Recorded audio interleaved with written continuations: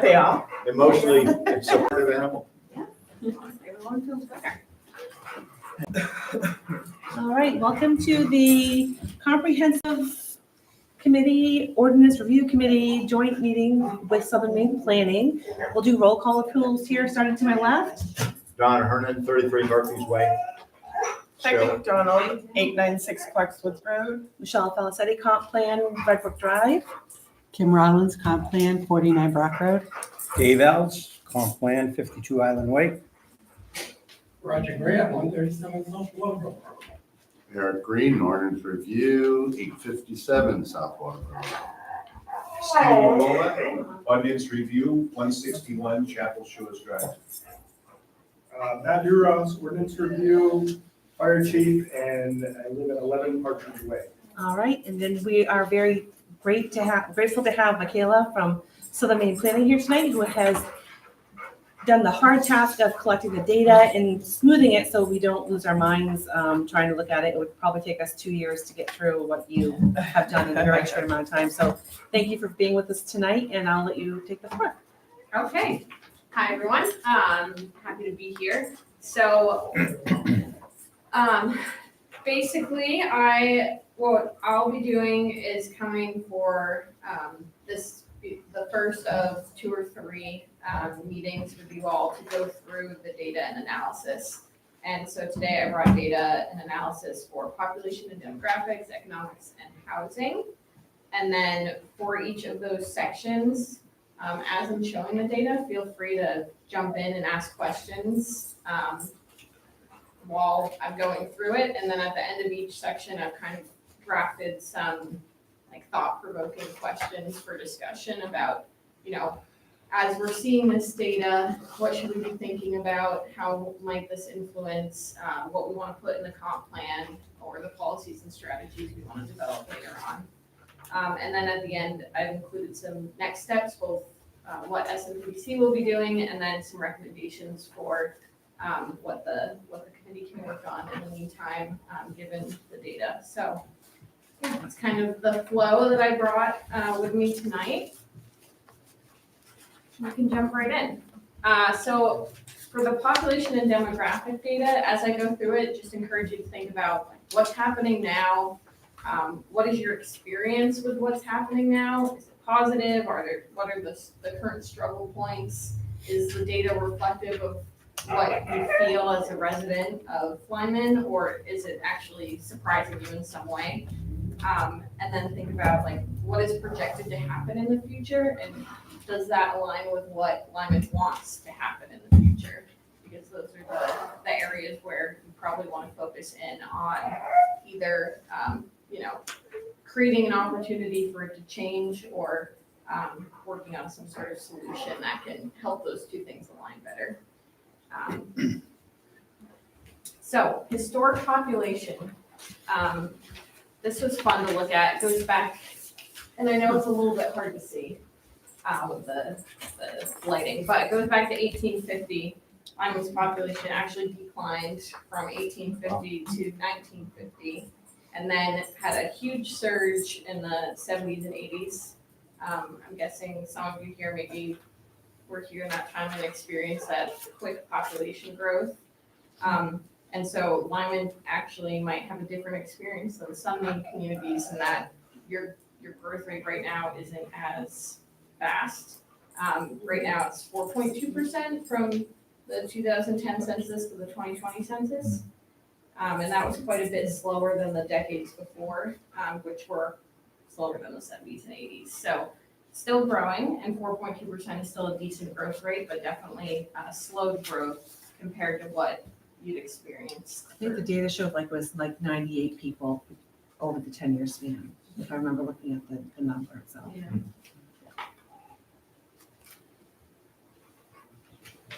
So then looking at the state projections for your population, it's pretty similar to what you're experiencing now. So a 4.6% growth rate to 2030, and then actually slowing even more, 2.1% for 2030 to 2040. So that's good to think about still growing, still probably adding new residents, new households, but not growing as fast. So there might be opportunity to think about, the best places for new households to go, or the best locations, or as we get into age. Quick question. Yes, On that 2.1%, yes. is there a reason why that's the projection? I mean, just less land available? I mean, how did they come up with that 2.1 projection? This is where it's, Seems below our normal growth quite a bit, and that's what I was wondering. yeah, no, it's a great question, and it's where projections get a little bit tricky, because from my understanding of how the state actually calculates them is that they do an overall projection for the county as a whole, and then they attribute that to the different communities in the county based on like relative growth between the communities.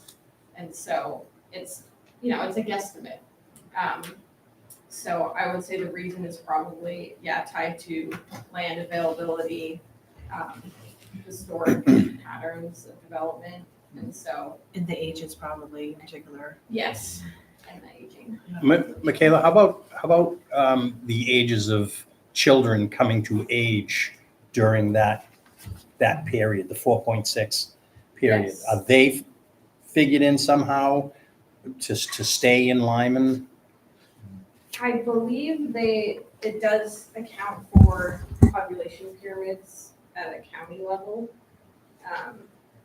But I don't think they look at each individual town. So I always say, the projections, use them as a guide, but not as a rule. Yep. Yeah. But, they are useful. And we'll look at an age pyramid so we can kind of think about that ourselves. Compared to some of your neighbors, you're growing faster than Alfred and Waterboro, slower than Arundel, Dayton, Hollis, and Kennebunk, slower than York County as a whole, but faster than the state of Maine.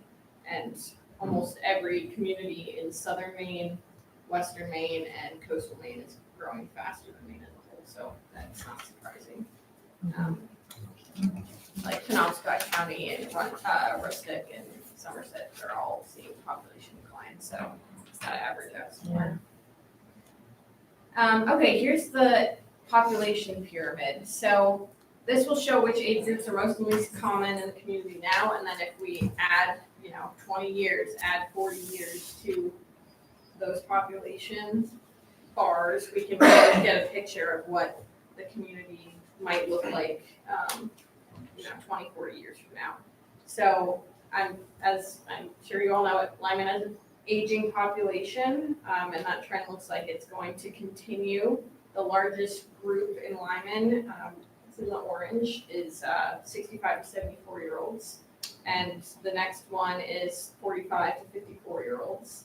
And if you look at that whole span of 45-year-olds to 74-year-olds, it's 55% of the population. So over half is already kind of at peak career, approaching retirement, and retired.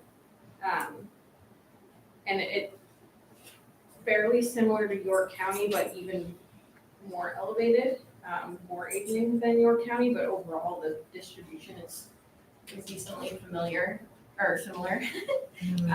Sorry, So is this my copy? Can I write on it? You can, no, I wanted to give you a copy, I'm sharing with Heck, I'm good. She's gonna email the full, with her notes and everything, and we'll be able to just do that with the committees afterwards. Yeah. Thanks. So in 20 years, we'll be looking at quite an elderly picture. Yes. Yes. Still paying for schools. Yeah. And so this is, when I was going through this first big batch of data, this is honestly what stood out to me most. And the thing that I think should be a big point of discussion, and I know it probably has been already, but is this the demographic pattern that Lyman wants to keep happening? Number is the first question, right? Are you comfortable with such an aging population? How do you want to care for an aging population? And then if there's interest or desire to attract younger families, younger adults, et cetera, what would you need to do that? So this is kind of the big questions that came to my mind as I looked at the age pyramid here. And the other end of it too is, right, if you're having fewer school-age children, are there services or facilities you're using now that you might not need 15, 20 years from now, and how could those services or facilities pivot to serve an aging population? So just different things to think about.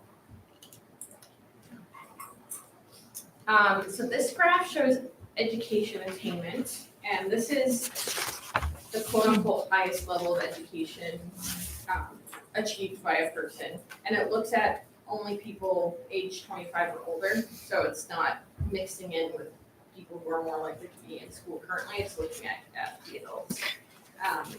So the most common educational attainment level in Lyman is high school graduate or equivalent. And that mirrors York County and Maine as a whole. It's just a little bit higher in Lyman.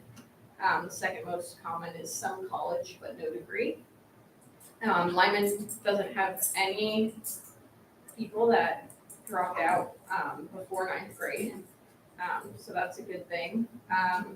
Has almost 10% that did not finish high school though. So that's something to maybe consider, like reasons for people not finishing high school. Are there any strategies that could be developed around there? Is it related to accessing school, like accessing transportation to school? Is it related to housing and, home stability? What is it related to? And then, a good chunk, over 10% of associates and bachelor's degrees and almost 10% graduate or professional degrees.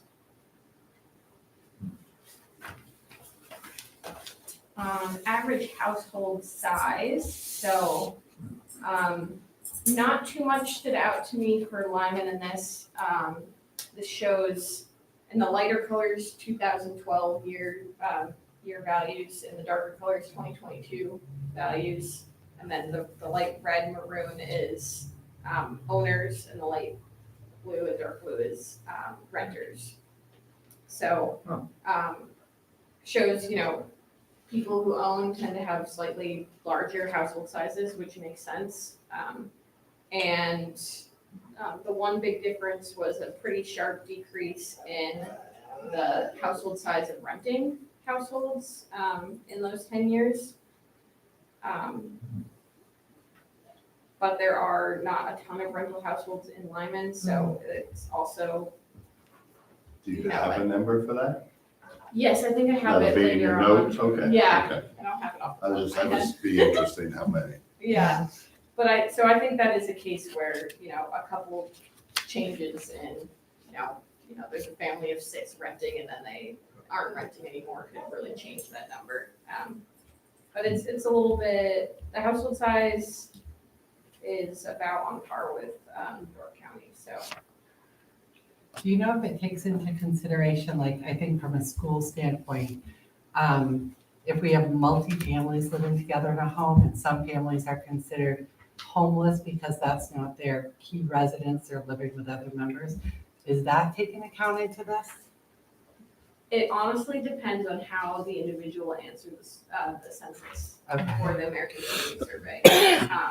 So it's pretty poor at figuring stuff like that out. Like, for example, I rent with a non-family member who's also a working adult who also rents, right? So we share the cost of our rental unit, but our lives are separate. So when I answer the census questions, I'm like, are we one household or 2 for what they're doing? And it's not very good at capturing that, which is unfortunate given that more and more people are kind of living in multi-family households in one, like having. Or they could be seasonal, living here during school year, Right, and then gone during summer. yeah. Okay, so here's where I kind of wanted to pause and just kind of chat with you all about the population data before we move on to economics and then housing. So I'm just kind of curious about like how growth has felt to Lyman. Has it felt too fast or too slow? Especially lining up with like services offered or facilities in the community.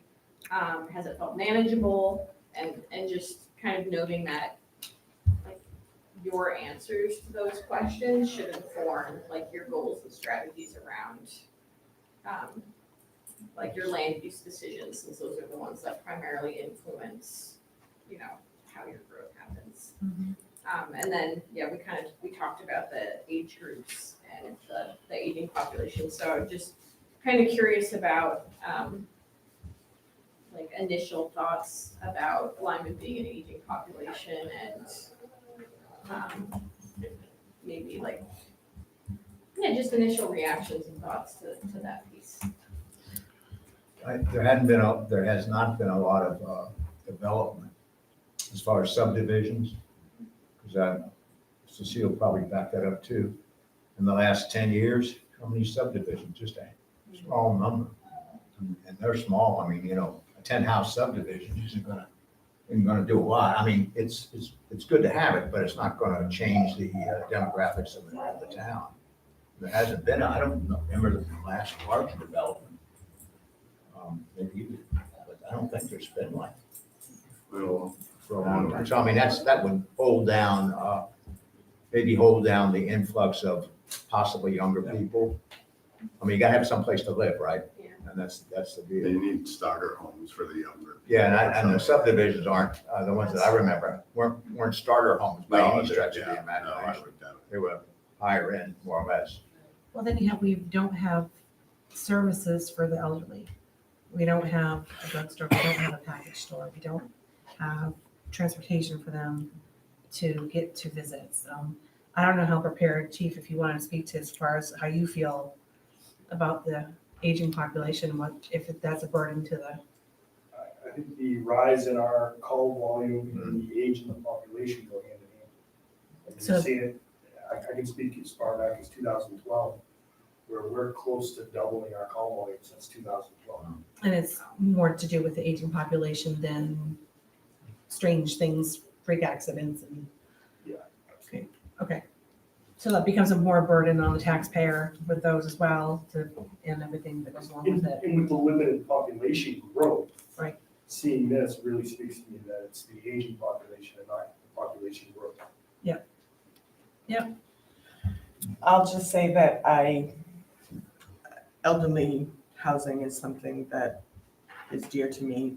It's the basic reason that I started coming to this, because I know a lot of people that can't afford elder care and are in their very large home and can't afford to plow, you know, all the mowing but they can't afford to move to an assisted living either. So I think what's been hard for me, because I'm chair of the ordinance review committee as well, and I think what's hard for me is to understand how these two committees need to come together, because if we do want to do that, take care of our aging population, which I personally feel we definitely need to do, it's going to require that we identify those areas of growth where that can happen or should happen. And of course, you know, our comprehensive plan has required us to do that for many years, but it's never been done. And now here's the data saying, no, yeah, you really need to do this. But there's really, you know, when we get together and meet on ordinance review committee, it's really hard to know where to start if we are going to identify areas that would be good for elderly housing or something like that, maybe add some transitional zones. We can't really change the zoning ordinance until we know if we're gonna do that. So it really feels like, we all kind of feel like we're, you know, cats chasing our tails kind of thing. Yeah, well, we do recommend, like, having a comprehensive plan either adopted or very close to adoption before changing drastically zoning, because the zoning should be based on the community needs reflected in the comp plan. But there are definitely some creative housing strategies that I think could be implemented and not just in Lyman, but in a lot of different communities. But they're, I think, generally scary for folks because they're different or they haven't been done before, or you know, they, instead of their mind going to like older folks enjoying them, they think like, oh, this is gonna bring in outsiders, or you know, Or it's gonna look like Westbrook or Scarborough. Or, Yeah. You know what I mean? but there are things that I think might be useful in like more like smaller towns in Maine, or like, if you allow, or for your subdivisions, right, requiring X percentage of the housing units in the subdivision to be smaller lots, smaller housing footprint, like starter homes essentially, right? Or, you know, cottage cluster, they call it, housing for part of the subdivision and then normal. Kind You of know, similar to what you're market seeing in rate stuff. Arundel and thinking Yeah. about some of the clusters you're seeing over there like that. Yeah, just options like that can, or giving bonus densities if builders build like one floor, you know, smaller homes that are built with like universally accessible design for, you know, wheelchairs and walking aids and things like that. But a lot of it, in order for developers to do it, it's generally you have to give a bonus density, so, Yep. and that's where people get scared. Yep. You know.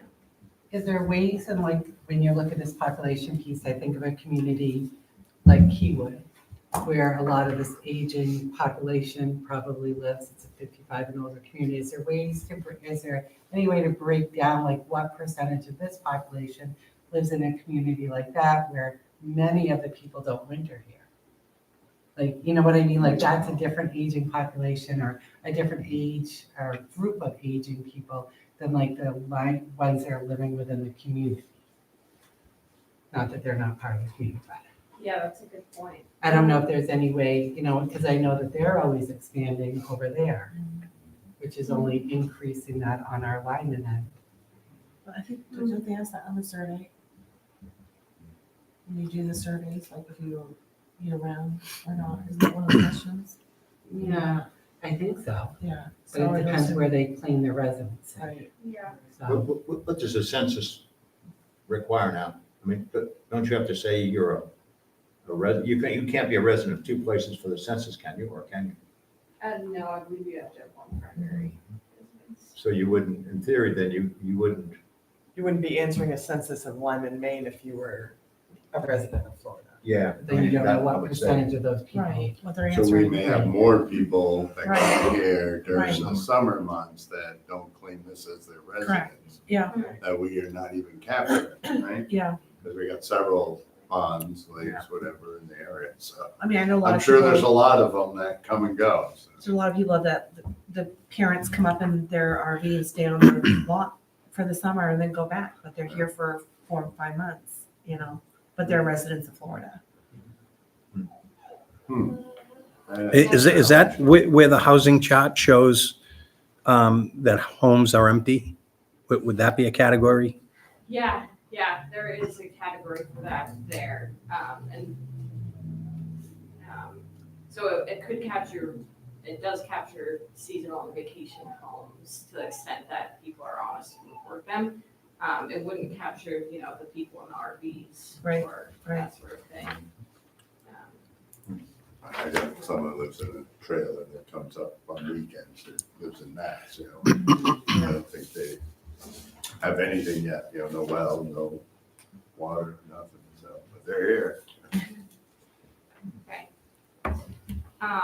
So economics is next. So, yeah, just questions to think about as we go through the data. What's happening now? What is your experience as residents with what is happening now?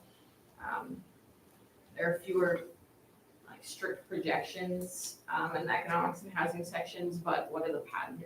Like, what do the patterns indicate will happen in the future, and does that align with what you want to happen?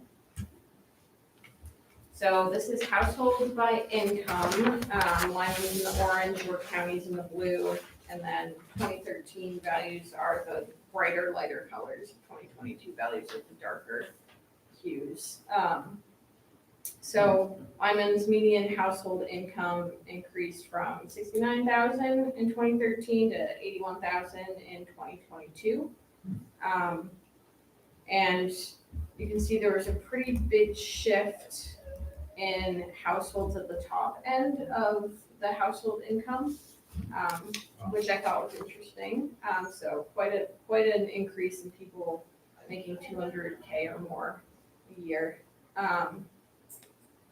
There was quite a decrease in the 75 to 100 bracket.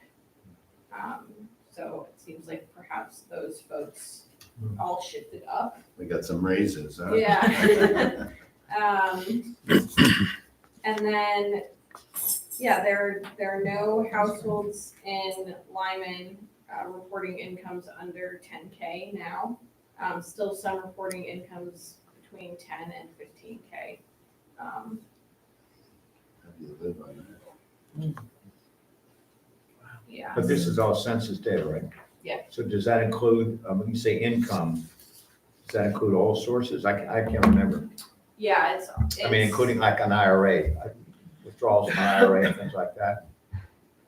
if they're active withdrawals and not just like future retirement, yes. Yeah. Yeah, I'm right. I mean, the IRS, because it wants your taxes, requires you to take more and more money out every year. I mean, a higher percentage out, so they can spend it on great things that we don't vote on. So it's just a point. I mean, no, I'm serious, but it makes you take money out. So I don't know if that's, should be included, I guess. Yeah, it includes social security as well. Yeah, so the next slide is the poverty rates. So Lyman's is actually pretty low compared to York County and compared to Maine, and it has decreased over the last 9 years. So it's just about 4% poverty rate right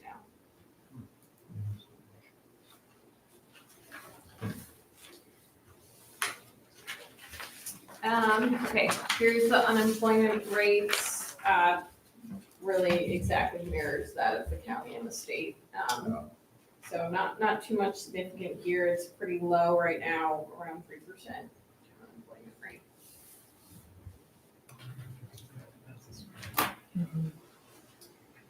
Okay, so this is industry employment. So it's basically a bunch of large categories of industry.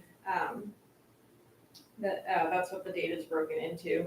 So starting with the big orange chunk, it's educational services, healthcare, and social assistance. That's the biggest chunk, and then as you go down and around, they get smaller.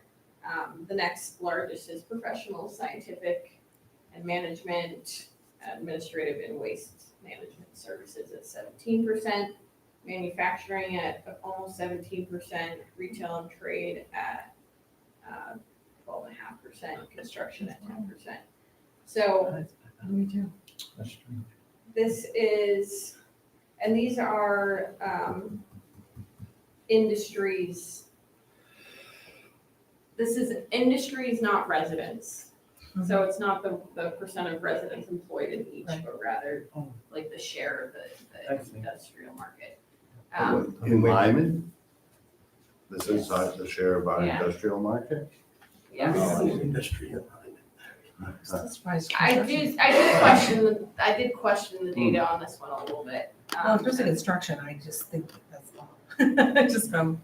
Well, it doesn't mean the manufacturing is in Lyman. It's just that they're employed No. by I'm saying manufacturing. It's businesses. Businesses. Yes, this Wow. is Not good people. businesses. I find that odd then. Yeah. Well, That's that's what I hard to thought. believe. Yeah. I can look back into that. I'm pretty sure it was businesses, but I'll double Yeah, check. because there was a weird one where it showed like where people employed in Lyman and then what they do outside of Lyman. There was two that confused me when I was looking at the data too. Does it show in your data somewhere how many businesses this? Yes. I mean, because if this is like 12 businesses, that might make a difference than if it's, Yeah. 40 or 50 businesses or something. So, Well, the next one is the number of establishments. So this one must be, I'm sorry, I must have Can you name one? misremembered. I think this one has to be. Me neither. Employees. They're employed in the industry. Yeah, That would and make they more must sense. be. That would make They more must sense. be. So I'm sorry about that. Oh, no, that's okay, that's good. So it was that they're employed? Yes, It Okay. says, yeah. that makes it. That makes more sense. In a few. Okay, yes, because this is the industry and I Okay. put the number of establishments and it's not in direct alignment with the last one, so, yeah. Yeah, 38 establishments for construction. And then 14 for professional science and tech services and 12 for administrative and supportive waste management. But I organized the industry sector in this one by weekly wages. So management of companies and enterprises obviously is the top wage. And then it drops off pretty significantly after there with accommodation and food services, it's the lowest weekly wages. And then construction employed an average of 100 people. So each of the 38 establishments averaged 100 employees.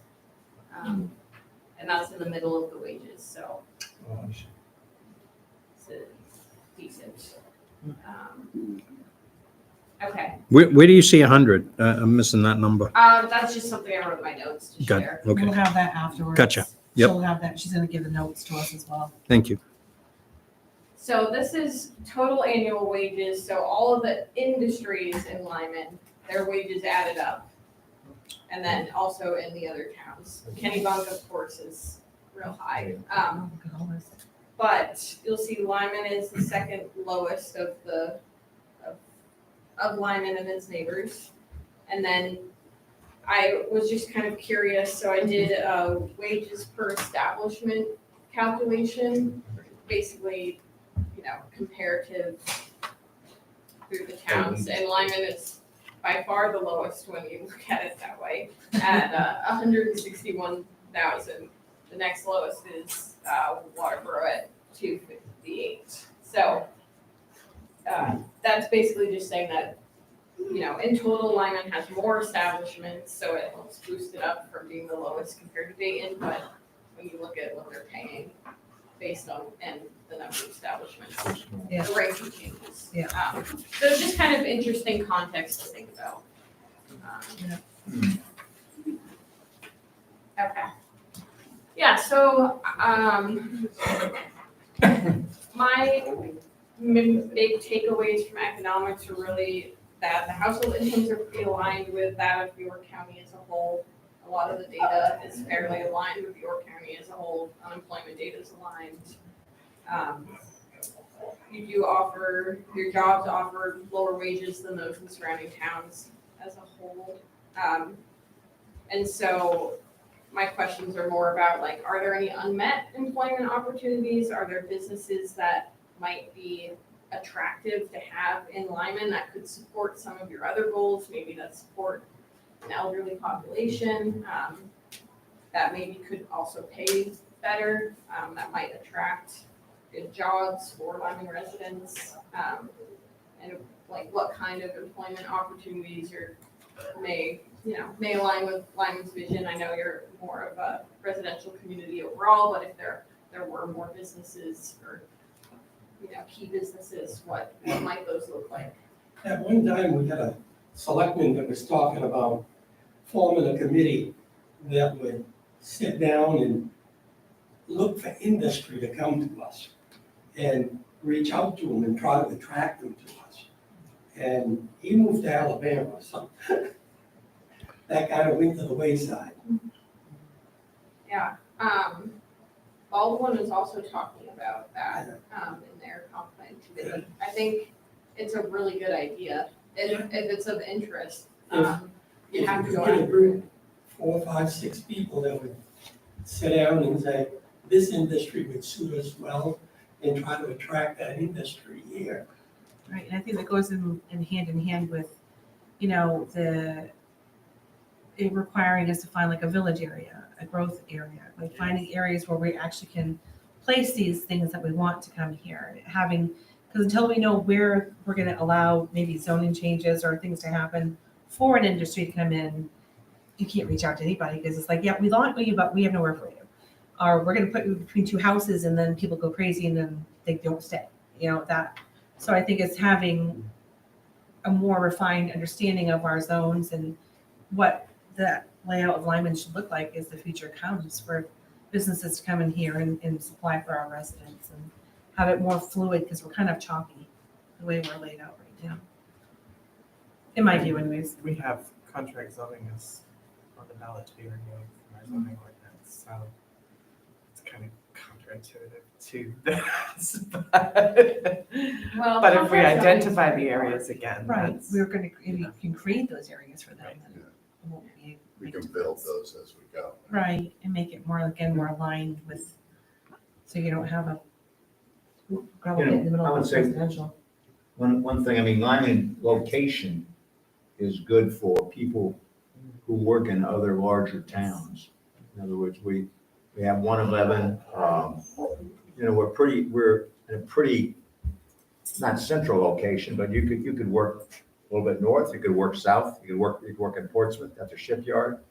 So a little bit of ways to get up to LL Bean, that's a little bit far, but certainly Portland is Train, accessible. the train right out of Saco that So, residents of Lyman can Stick- jump stick on. with If we had a bus that Head stopped north in or Lyman, south? because like I'm Yeah. 12 minutes from the highway, Yeah. but for me to get downtown Portland during commuter traffic every morning, I'm looking at an hour and 15 minutes, and I'm 12 minutes from the highway.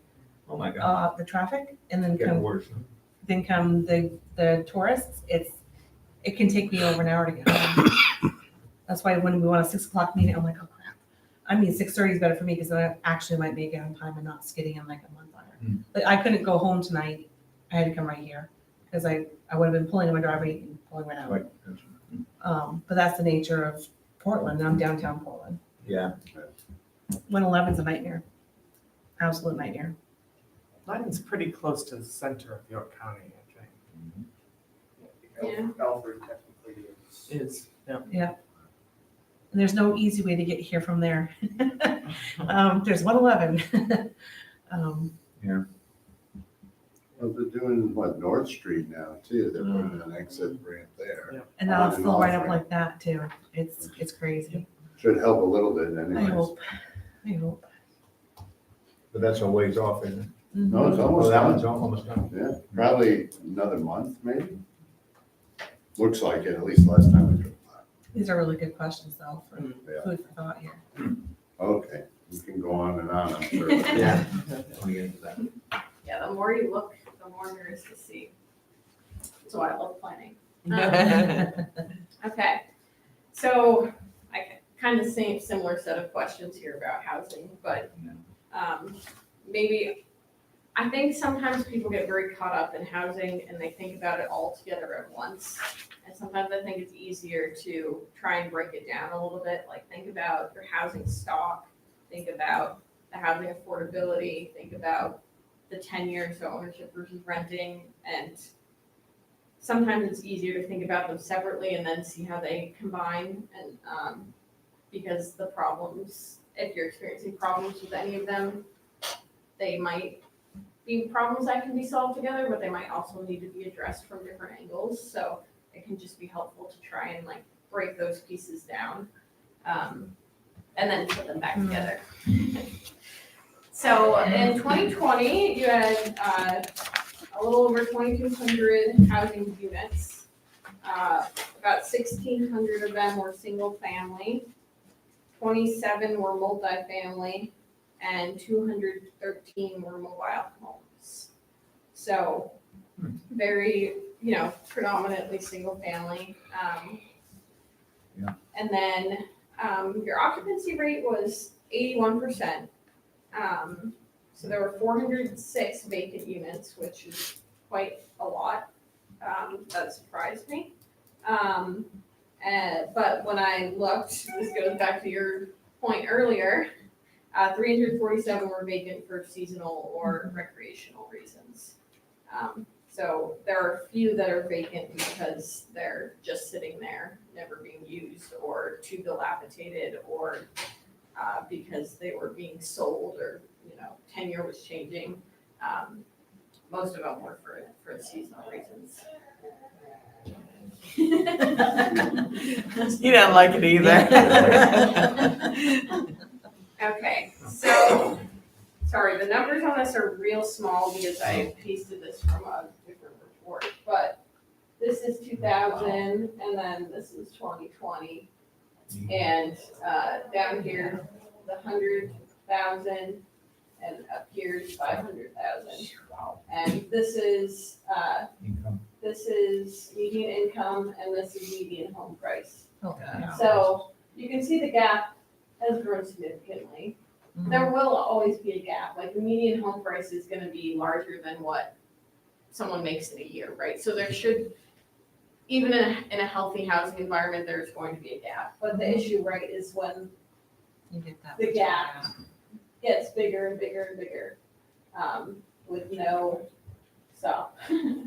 Are you seeing this countywide, statewide, or is this more specific to? That is a great question. This is for the entire SMPDC region, so all of your county, our couple of Oxford County communities and our one Cumberland County community. So. All and this is- all averaged, I'm sorry, Yes. all averaged? Yeah, but this is true for, not just the county, the state, it's true for the country, so, and we know this, but it's pretty stark when you see it in that kind of graph. Was that driven by COVID? I wrote COVID cap on mine. That's what it seems. Yeah, I mean, COVID played a part, but it's, the housing stock has not kept up with population growth, it hasn't kept up with changing population, so, you know, we have a culture of, you know, single generational living, right? Once your kids have grown to a certain age, that's been a trend in the US. It's different from other places in the world. So household size goes down. The stock that's left is a lot of bigger houses, but we have smaller families filling them. We have more people, but we're still building really big houses on big lots. All of it drives the prices up because soon, you know, every time you build more, the supply goes down for what's undevelopable. So it's a lot of things. COVID definitely exacerbated it. But How about government spending since 20? No, I mean, seriously, I That's mean, true. inflation has gone way up, yeah, inflation. and that's is driving not- everything. So, I mean, it's not something you can, which is a big factor, and also interest mortgage rates are much higher now too, Yeah. which makes housing less affordable. Yeah. For a lot of people.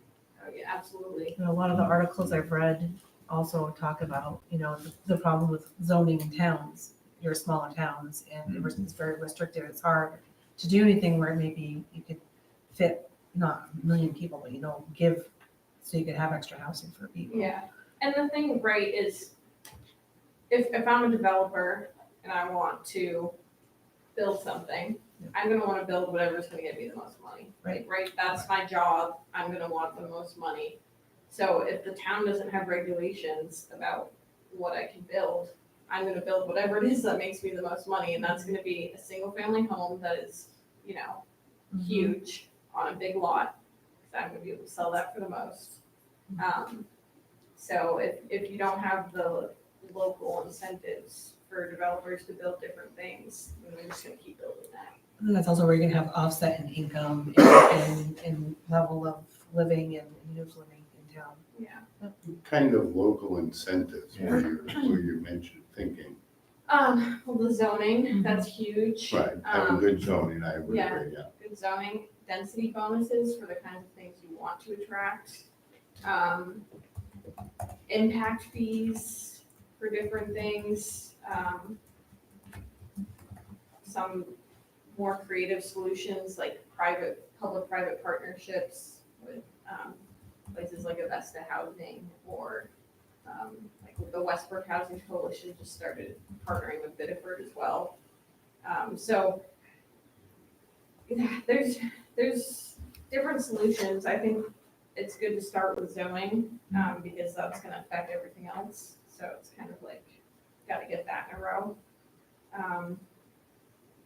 But it's also the scariest one to start with, right? Because it's the most local. So that's where the town's going to come out and maybe be upset about something or have different opinions on something. And so Can I just say, but local zoning is something that the residents of the town, or at least the people who are smart enough to, or, I'm sorry, people who volunteer for committees are able to change. In other words, you can change zoning. You can't change, you probably can't change the economics. Right. You can't change maybe job opportunities in a sense. I mean, I don't see Lyman as ever, I mean, maybe pulling in a lot of businesses, maybe some, but you're not gonna see a 100 or 200 person business here, are you? Right. I don't know, I don't see that, but I do see, we can control the zoning regulations, we can control that. Yeah, and I mean, Lyman doesn't want to become Portland, right? So Right. we No, don't really but want I- a business with. Correct. That's No cruise 200 ships here. employees. We don't want those cruise Right, ships. right. So everything has to be scaled for what's Correct. appropriate, but I think, Right. when I talk to different towns, the idea, right, is if every town is doing their part to scale things appropriately to their town, then everyone is gonna start experiencing those benefits together. But it takes every town working on these things. But is it true that it's on a town by town basis, pretty much? For zoning changes? Yeah, well, I mean, for this whole concept here. In terms of zoning, yes, because each town has control over its own zones. So if one town only allows, 5-acre minimum lot size, they're gonna be an expensive town to live in, right? Right. And if one town is surrounded by towns that all allow that, it's gonna put a lot of pressure on that town. So, but that town can't do anything about its neighbors, right, other than talk to them and say like, hey, I really think you should consider, But there's no county planning really, is there?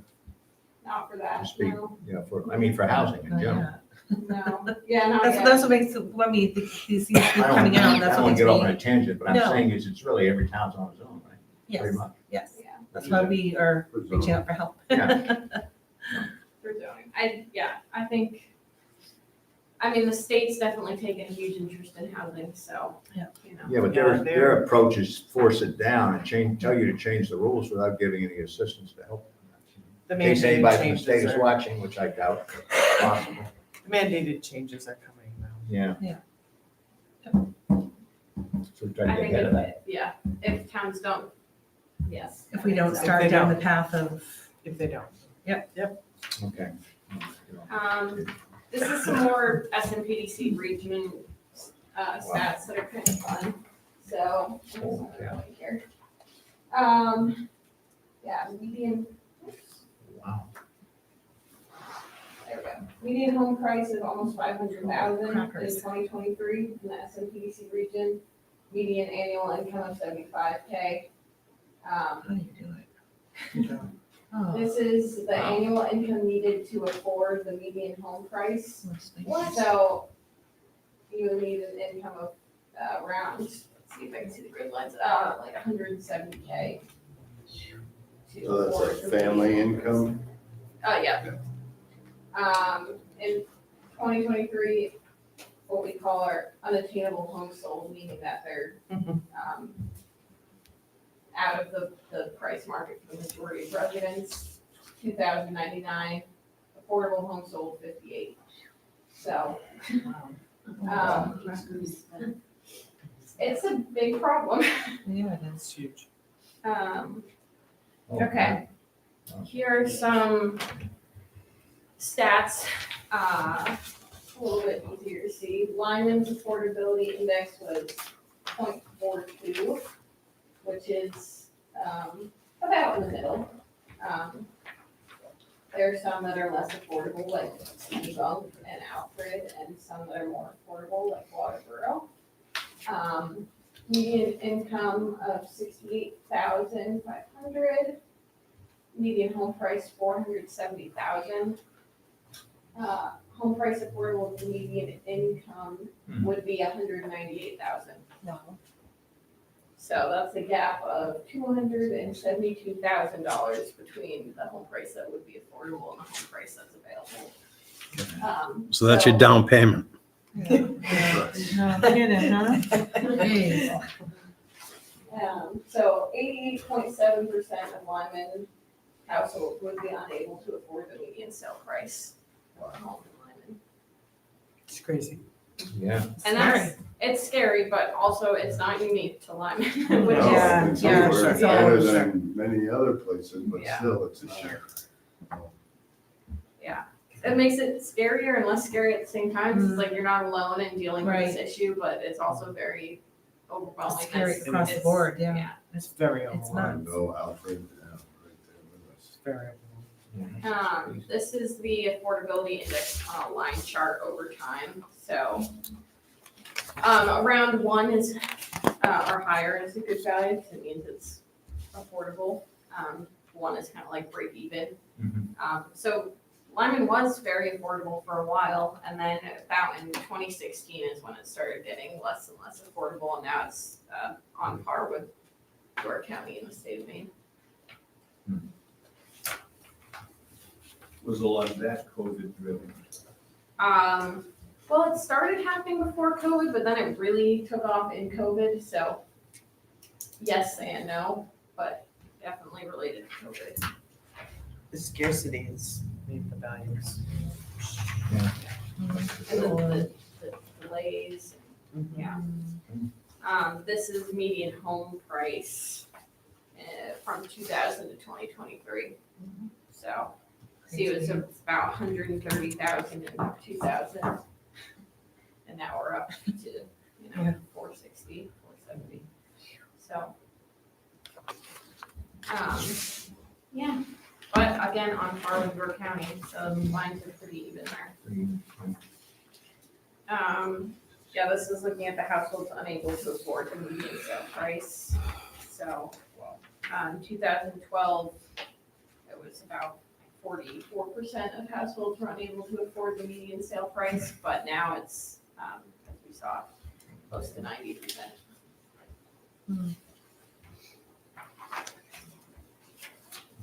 Okay, so I started looking into the land use code just because, when we look at the picture of housing and it looks like this, and we know that zoning is one way we can start to approach the housing issue. It does require a lot of different mechanisms, but zoning is one of them.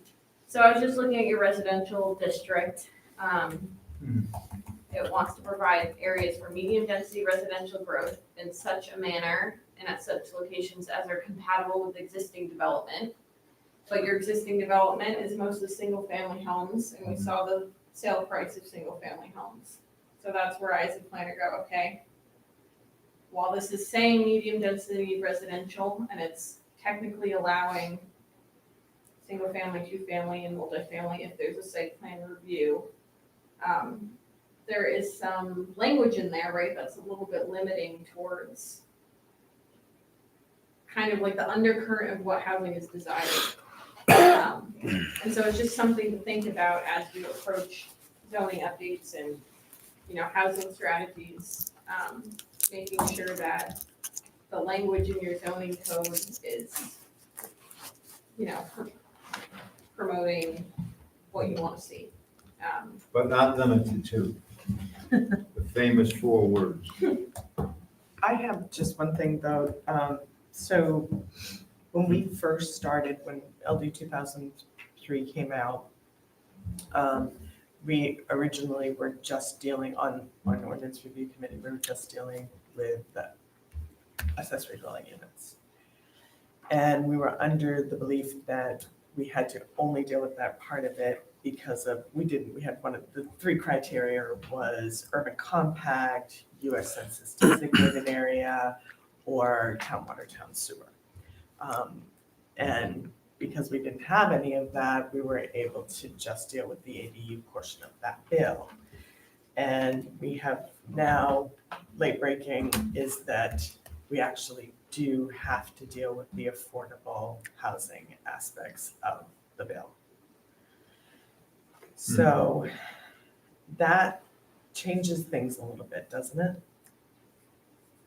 Yes. Has that gone through, or is that just what's Yeah, coming? it's already gone That's through. what's- The LD 2003 has been passed, Yeah. yes, and Has it being we're affordable, supposed yeah. to make our ordinances conform with that, and that's what we have on the ballot in November is the ADU portion of the bill. Right, right. But we have a lot. But now we have to look at affordable housing Now, who says that? Is that a different change? No, it's from the the same, state. it's the same one.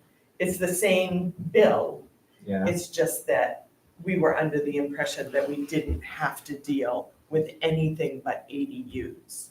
But now we are told that we have to deal with the affordable housing aspects of the who's saying bill. that? The state. The I state, mean, Do you what, have a growth area? no. She said- Their whole town is a growth area. What, because we have a comprehensive plan and because they had used the words compatible sewer wastewater system. And basically a septic system is that. So we basically have said, look, we can't do these changes until 2026. Because our charter says. Because we our have to vote in charter- November. Requires us to put it to a gubernatorial election.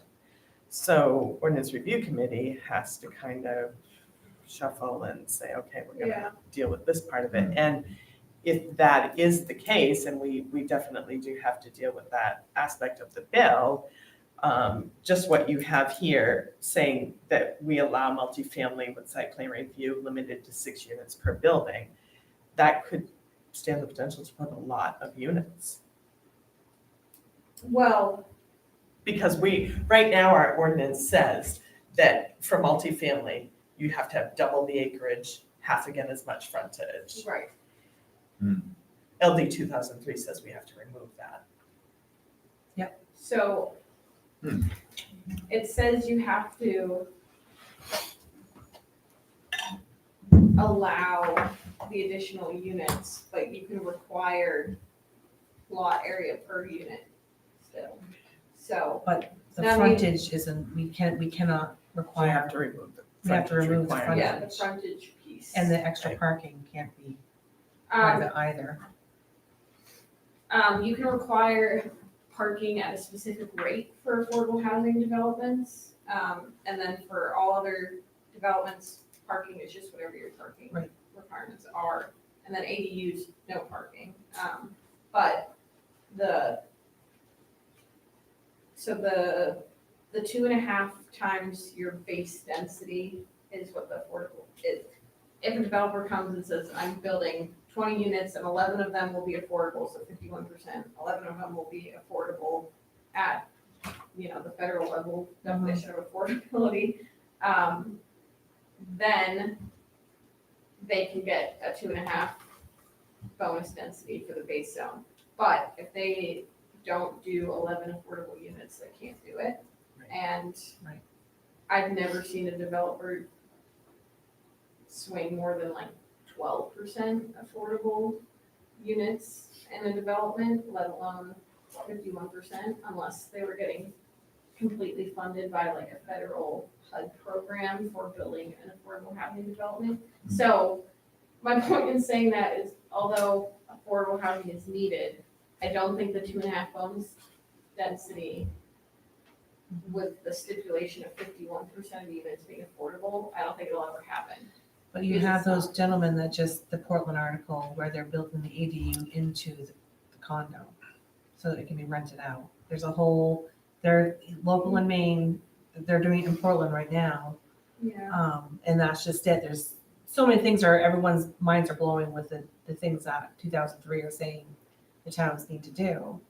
And it is one of those where we don't have zones set out for growth or for this or for that. It's a free for all kind of, because they're, the way it's set in the guidance manual. I'm kind of shocked about the septic comment. I hadn't heard that yet. I was under the impression that it was tied to public sewer water or growth areas as defined in the comp plan. And yeah, I didn't think we Yeah, had a we growth didn't- area. We so- did not. It was a This surprise. this has only been within the past couple of weeks that we have heard this, that we have to now go back and do the affordable housing. Where did we hear that from? Right. I forget her name. It was And then Hillary something from the Yeah. state. Okay. Interesting. I have a meeting with someone in their office next week. I can ask about just in general. what the rationale is. Yeah, Yeah, because I mean, it'll help us too as we move along with you yeah, through the process. yeah, it's very interesting. Mm. I would think either a second opinion or the town's attorney's interpretation of that would be worth getting before we go and change something that we don't think. Mhm.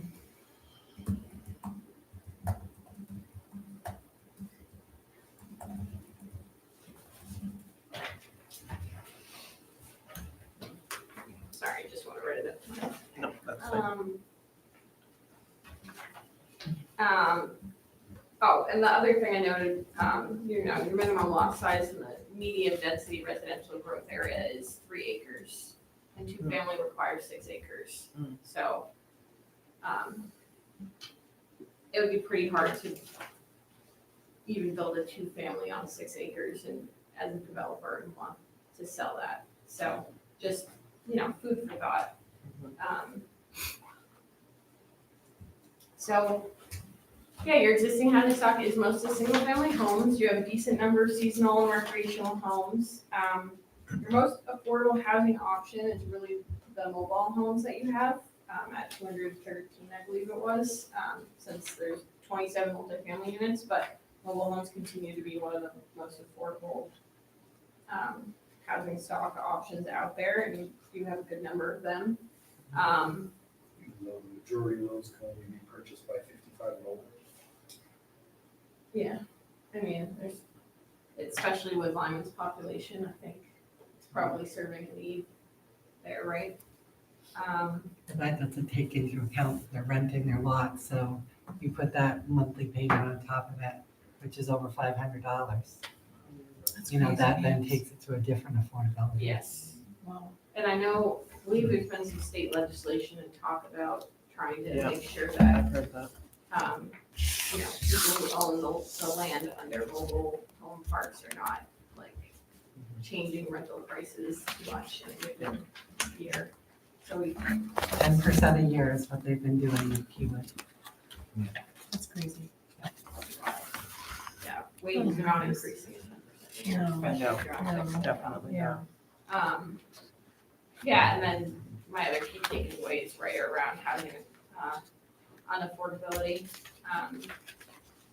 Just thinking about, if the market continues like this, what does that mean for quality of life? What does it mean for an aging population? And that I do think there's room in your zoning code to at least get at one part of the issue, if that's something Lyman wants to do. But, yeah, is there any more housing discussion we want to do before I talk about next steps? What time is it? 7. 7? Oh, You're okay. Does Lyman allow tiny homes? I asked that question. We don't have one against it. Yeah, we have a tiny home. Okay, I didn't know if it was allowed or not, I was just wondering. Yeah. Sounds like a great development for low income or younger couples maybe coming out. I just don't think you can use them for ADUs, right? No, you just build a little development with the tiny homes, Right. so it's more They affordable. do have national, A young there are couple or a single regulations for person building own them, it. like the It's one ceiling. tiny home on 3 acres. What's that? You don't want one tiny home. Well, yeah, well, there's got to be changes. I do agree, that wouldn't work out well. That's the, 150,000 for the land and 60,000 for the home. but yeah, that's a strategy that I think Lyman should really consider. They call them cottage clusters, but it's basically tiny homes or small starter homes that Seems so share, natural. they just share the open space, but But there's a new mindset with the younger generation that they don't want big, they want to live and travel. So they just want a small little, The little cottage the little thing, that's cottage. perfect for Yeah. elderly. yes. Look at it, also- it's yours. yeah. For elderly. Also, if You share something to think Septic. about too is if when possible, you can do mixed options in one location, it's actually way healthier. It's healthier for the people who live there because it attracts different kinds of people, so it creates better vibrancy, and it's also, it's kind of nice because, right, if you create an opportunity for seniors and then for young singles to be there, maybe the singles Yeah. help the elderly with something, maybe the elderly, watch a kid for 20 minutes while the single parent goes to the grocery store. Like there's synergies and that can happen in the community if you try and like mix the options together. And it's something that like planning, I think, failed at in the 60s and 70s in particular. It was very much about separating everything into its own box, and then that just created more problems because if you're separate, then you're scared of what you don't know. So just kind of food for thought. But cottage clusters would be, I think, a really interesting strategy for Lyman because it's still single family homes. So it's a bit less scary, but there's much less yard maintenance, smaller price tag. It Shared tax increases burden. density without really increasing density much. Right. So. And it gives those single people who can't go out and buy a $400,000 home. Right. I have a daughter presently lives with me who would love to buy a home, has plenty for the down payment, but the affordability of that monthly payment for her is just.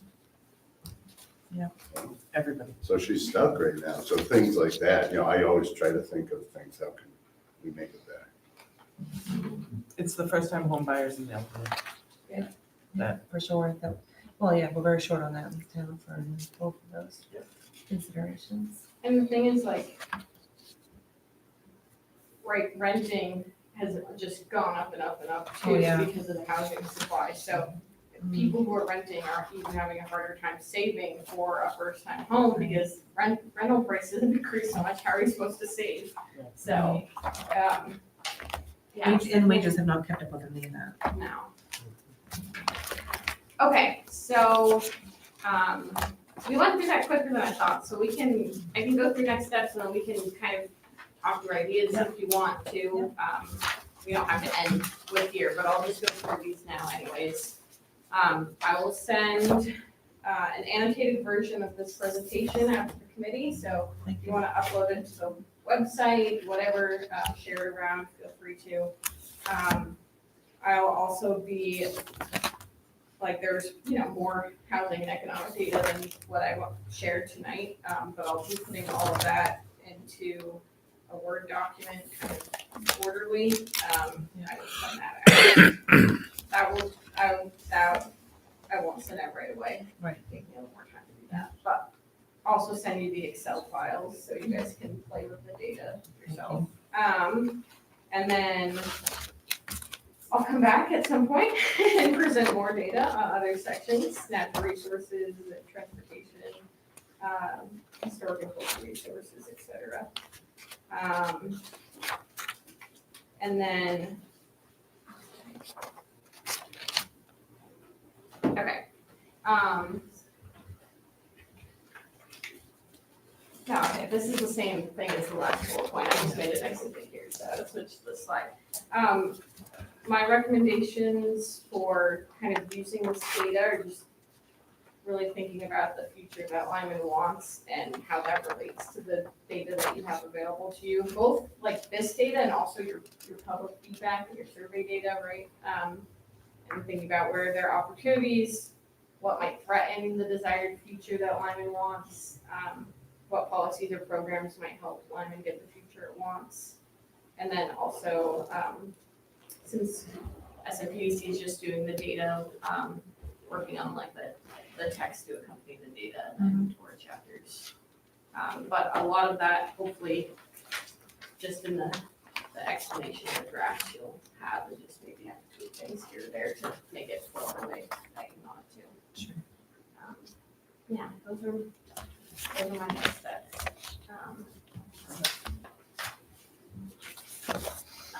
Yes, Don? I was just thinking, is there, I know I do don't always think very logically, but, it's all well and good. Planning's great, et cetera, but it's the zoning ordinance that really drive this thing. And under this program, are you gonna be able to really assist the town with taking an overall look at the zoning and making some specific recommendations? Not for this contract, but I think Right. SMPDC would be happy to help. We are getting our budget ready for next year. So I guess that's my segue into that, because we've been asked to prepare our budgets for the coming year rather. And, way back when Lee J was here, that's what he had suggested, is that, comprehensive plan really should be the first place to start. So changing a lot of anything, we've been seated for what, 2 years on our committee?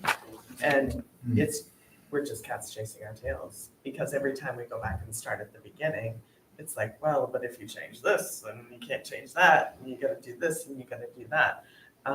So the good news is that comprehensive plan doesn't have to go to a gubernatorial. So the sooner we can get this done, the better, I guess, but, So maybe we could have an email exchange with you and the town manager, what it would take for, because the biggest thing is, I think, the one thing that I think ORC and Comp is very, what we want to do more surveys, but I think having an outside set of eyes look at our map and our town. So it's not like the people on the board making these decisions and, oh my God, they have an agenda. That is infuriating and frustrating when you're volunteering your time to hear those things. I think we just want another set of eyes saying, you should consider here because of whatever. You're gonna see something that we don't see living here. And you have the extra data. So I think that, to me anyways, that's something that I think is really important, is that we have an outside set of eyes saying, your zone over here doesn't make sense. Over here, or like you have the school over here, but you have the fields over here. Why don't, Yeah. because there's a lot of town-owned land as well that's just here, that we're also looking at, which is another stick in the fire. But I think having, that's my point of view anyways, anyone else can chime in on that one, but I just think, you always get this undercurrent of, oh, they're trying to do something.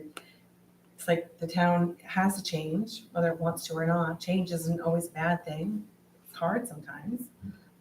But doing it slow, steady, eyes wide open, you can get somewhere. Also doing nothing doesn't mean that change won't happen. You can, because someone's gonna come in with the money to do it, and then we won't have a say. I think it'd be a court battle to. And it'll sink the town. Yeah. I had one other question. The other impact would be on schools, for example. And as far as I can see, again, not that I'm knocking the county or the state or anything, since they don't really do anything. But, how does Southern Maine tie in with planning for school populations? Because right now, it's my understanding that we're sort of right there. You don't have room for expansion. We need to modernize what we have. And if we ended up creating, say, zoning that would encourage development, then that should be a factor, shouldn't it? I mean, because that's going to affect everybody. And does Southern Maine get involved in looking at the demographics for school population, things like that? The school planning is definitely at the school district level, so that's kind of their purview. Yeah. We look at it as far as like the population pyramids and kind of see the pattern in the community, but the specific planning for schools and what they think their enrollment's gonna be and stuff, that's left to the And schools. I think that's harder thing. I know a lot of kids that don't want to have kids when they get older now. I know a ton of grandparents raising their grandkids now, living in town and sending them to our schools. So there's no mix of, if you get young families in here, they're gonna have 2.5 kids. Yeah. A lot of them are choosing not to have kids and travel. Like I said, there's a lot of elderly taking in their grandkids and raising them. So it's not always the demographic of their But younger somehow that has to be kids. tied together to some extent, because if we create something that allows denser housing for younger people, I mean, more affordable housing, we have to at least have some kind of an idea of what effect that would have on schools. The guys, and other I mean, it's facilities. unfortunate, Lyman's already been small since 1999, the last data we had, it's already been tiny. I think we're because I'm on the school board, I think we're the second largest elementary, Waterbury's the biggest, Lyman's the second largest, I think so. and we're up You're to right. capacity, aren't we? Yeah, Lyman's second largest Oh, we have elementary school. pretty much full capacity at the elementary school? Yeah. At Lyman there, yes. So but it's been there. It's nothing new. Yeah. They just are dealing with it. The 1970 spike, and some of you will be able to correct me if I'm wrong. But can we attribute that to a lot of the subdivision, the neighborhoods that were built off of 35? What happened in the school system at that time? Good question. I'm just trying to compare that growth to what we may or may not cause. Well, were they still at Cousins in the 70s? They were still, They in were, the nineties, they were still using Cousins, late So it Cousins wasn't and until after Lyman that, so it Elementary. didn't. and Alfred Annex, when they Yep. were using Alfred Annex. Yeah, I forgot about the Alfred Annex too. So 2 other elementary schools? Yeah, but I mean, then there's always been the weird talk about, I don't wanna say it a lot, because then I might get hung somewhere, combining Alfred and Lyman. I'm not saying to do it. There's been all those talks, because they're struggling with their school size too, and the shape of their school. But, Alfred is predicted to be the smallest school within 3 years in the Yep. district. Shapley will surpass it. And they're already sharing teachers. yes, they're already sharing teachers, they're already sharing, services.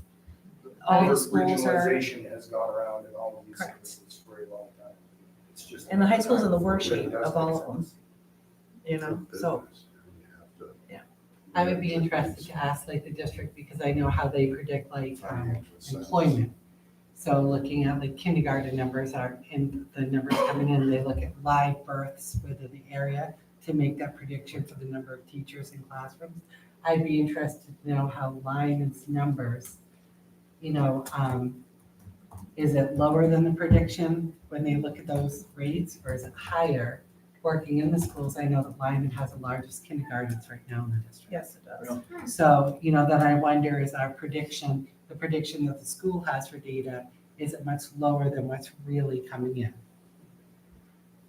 That's interesting too, because that's different than what, the data we get from the American Community Survey that showed a much smaller, young population rate, but But that's what I'm talking about. There's people raising children that are not their own, so they're in our schools. Or I think it goes to that multifamily Yes. piece. That aren't on the surveys. Right, Yeah. because we do have Lyman has one of the largest homeless, Families. in the school system. If that's not your residency, you're considered part of the homeless liaison, is how that's identified, like for state funding. So, it's really interesting. It's also one of the biggest backpack programs too, for the kids. That should be part of the. So as far as next steps, I just want to be clear that you are of the opinion that definitely comprehensive plan should then drive the ordinance changes. Yeah, I think it's really hard to do it any other way, because, I agree. well, one's not, you're not supposed to do it the other Right? way. But also from a community standpoint, right, you've been doing public outreach from the comp plan, you're building trust, you're getting different opinions, and so the end result, is gonna be a document that is based in the truth of what the community supports. So if you then base your zoning changes on the comp plan, you can ensure that the changes you're making are reflective of what the community wants. And I think that is really helpful when you go to a vote, that you can say and explain exactly how you came to the decisions you did. If you try and update zoning, obviously not minor updates, but the big updates without an updated comp plan, it's like, well, how did you get to this? Yes, exactly, Right. exactly. I would agree. And I think the town has to, not speaking for the town, but would have to put the money into doing this right. So if we have to spend some money to get the advice and the expertise we need so that we do it right for what the town wants, I would think it's worth the money we spend. Right. If you want to pinch a dollar here or there, Yeah. you're gonna pay for it in the Absolutely. long run, spend the money now, help us develop a good comprehensive plan and ordinance. These are the I think documents it'll that run our help the town. town grow, going Yeah. forward greatly. I also think Absolutely. seeing, like, so when you see on paper the aging population and you see what our town's gonna look like in 10 years, something has to change. So perhaps I could have an email exchange back and forth with you so that I can work on a budget for our committee. Yeah. Moving forward for next Yeah, year. and for comp, it's almost like it's almost like both committees need to be together right now because of the gravity of it and the amount of Yeah. work to do. I mean, one thing, right, so the, kind of the pinnacle of the comp plan is the future land use map. Yeah.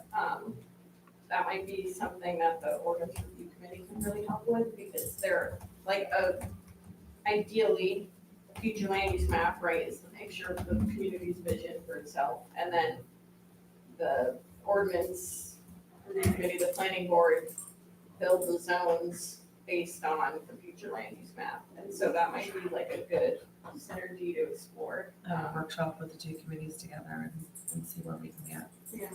And, yeah, So two of the biggest points I come out of this with is for the next 10 years, what will we have for elderly population, and what services should we provide, and what would we have for school-age kids?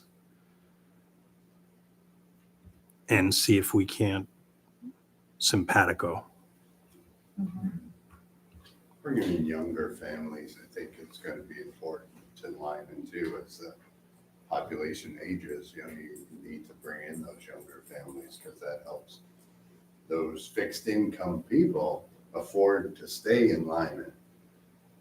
So I think you have to bring in younger families, hopefully, to help with that. Certainly can pull some data, but I'm just trying to think in my head. I think we're less than 50% of our fire department membership that lives in Dayton or Lyman. Can't afford to, right? And anybody want to join the fire department? Right? The elderly population's not the one coming to join the fire department. Right. So there's going to be a day where we run ourselves out of membership because we can't afford Well, and you can't attract them for the wages you can pay them in these small towns, correct? it. That has, And then, that has things. for them to do with it. travel to get here is not cohesive. So. And I think that's happening everywhere too. It's really, I think I said this on my committee, or maybe I said it on this committee, but there's a person down the road that purchased a piece of land here in our town, and she has, her entire family for several generations have lived in Kennybunk. And she purchased this piece of land. She works as a dispatcher for the town of Kennybunk and fire department actually. And she said that once she builds her house on this piece of land, she will officially be the last person in the department that lives in the town. Nobody in the department will live in that town. Wow, Yeah. that's crazy. Can't pay them enough to live Yeah. there. I mean, that's what's happening, as we all know, in our Yeah. communities. It's The happening cost of, It's happening. the home prices have gone up. It becomes the not in my backyard. Everyone wants change, but they don't want it in their backyard. It's, And as far as the fire departments go, Kennybunk's fire department is growing the full-time employee yeah, land, right? They need it, they don't have any. We haven't got there yet. It's going to happen unless we bring people into our community that can respond to emergencies from home. Absolutely. yeah, exactly. Absolutely. Yeah, makes a big difference. Yeah. Thank you, Michaela. Yeah, I guess, well, I've had on there too, is there anyone from the public that wants to ask questions or speak up before we? Yeah, I have a Cecile. question. Do you have any stats on home ownership from out-of-state people that own homes, have purchased homes within the past 10 years in Maine that don't live here? Especially during COVID, yeah. a lot of people that have million-dollar homes in California, New York, or whatever, have bought homes on this end of the world. Unless for low price, and they don't live here. They might come here for the summer, but and that's driving the cost of housing. I think that Is was there any part of way to control that? It was the smaller portion of homes sold from out of state. Oh, I heard Since from COVID. real estate, this was our program on the radio, we used to have a real estate program Sunday morning. Yeah, I forget what year it was, 2022, maybe it was a couple years ago. that 64% of the home sales were from people in the state of Maine. And I thought that was pretty high. And, Wow. you know, if you own $1 million home, you can buy 2 here for that, right? You can buy 4 up north. You can buy- You go really far north, And you you can could rent have them your out own community. and charge $3,000, $4,000 a month. And who can afford that? But how do we control that? Can we control that? We can't. I know that I've seen some towns are putting in ordinances or things where they're only allowing so many VBROs to operate in a town. I can't remember who Yeah. recently put one in. Cornish. Yeah, yeah. So there are things like that that I've seen and heard. I don't think we've ever had that many houses for sale in Lyman that they're all bought up by out-of-staters. I think, you know, it's like we didn't have that many vacancies to begin with, looking at your data that you had on there. But it's probably a lot, well, Lyman has a lot of waterfront, so, you know, Yeah. probably. I know, like, More of those houses would be around. yeah, Biddeford those Pool areas. definitely got bought up, because my husband was working down there at the time, and it was all out-of-staters chomping them up. We have a friend. Listen, see, it's good even that, so we gotta bring to the public Yeah. meetings and Yeah. stuff. What is Everything the will be dog's nice name? and calm. Baxter. relaxed. He's making the rounds. Yeah. Make sure you get some taps. Good question, Cecile, though. It is something to consider as we look at things of, you know, maybe that is something Lyman needs to look at, like BBROs and how many are allotted. And like, so there are towns definitely putting those ordinances into play right now. I think there's plenty of discussion to be had Yeah. on short-term rentals. You Yeah. know, Matt's brought up several good points about that, And also, safety yeah, issues and stuff, but considering the elderly population too, I mean, I think we have a lot.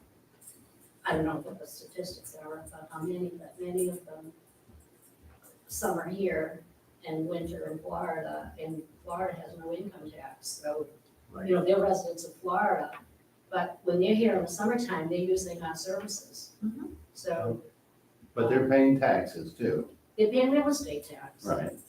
But they're not registering their car. and they're paying income. They're not paying, you know, and they use the services that we, you know, that we provide. They probably don't have kids in schools, that's. True.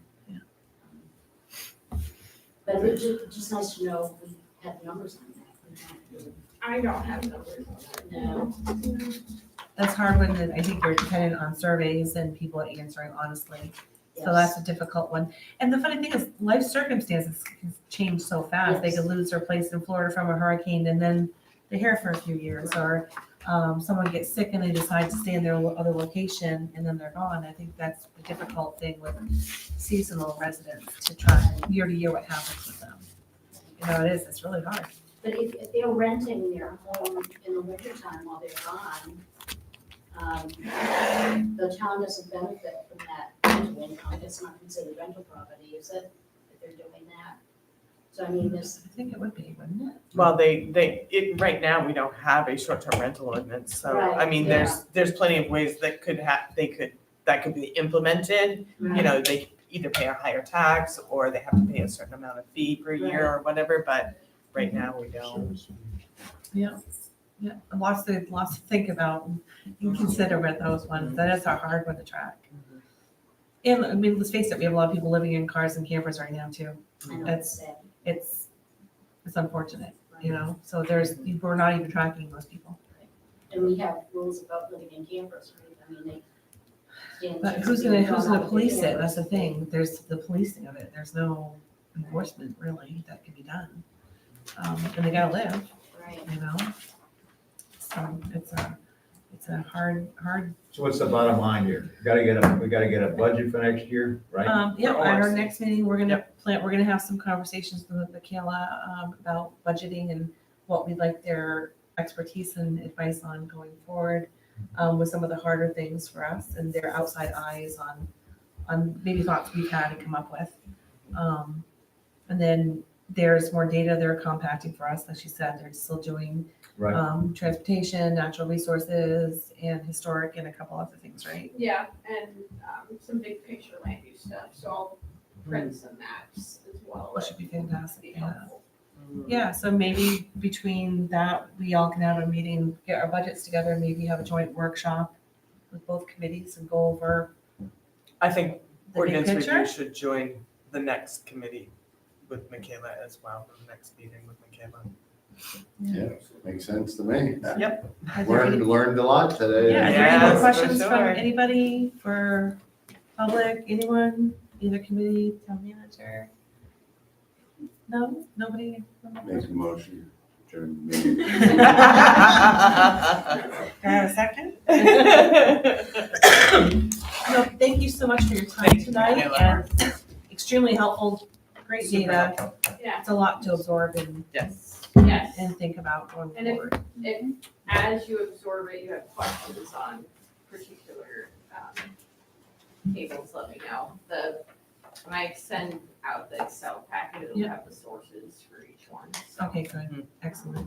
yeah, that should be- Awesome. Yeah, no, I think this will give us something good to do, another survey, get another survey out there off of this, because we'll have, here's the data, here it is. Yep. And get some more, input from people and, blast more, they can see what 2003 is requiring, we'll get second opinion on some of the stuff we've been told and go from there and see what direction we're supposed to plug along and start lining the ducks up. I think Thanks, that's Michaela. it, thank you so much. You're welcome. Look at some camera. We were all in favor. Okay. I didn't hear any objections.